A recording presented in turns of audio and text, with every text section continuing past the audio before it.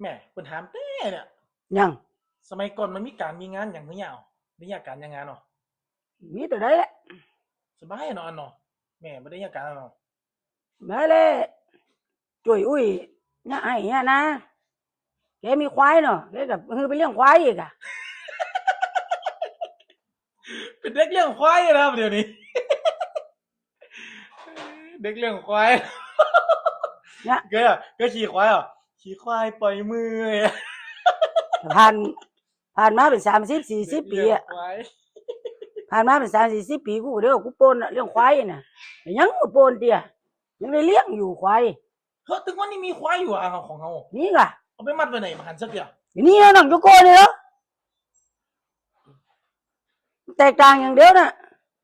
แต่ก่อนน่ะแม่เลี้ยงควาย4 ตีนเนาะเดี๋ยวเลี้ยงควาย2 ตีน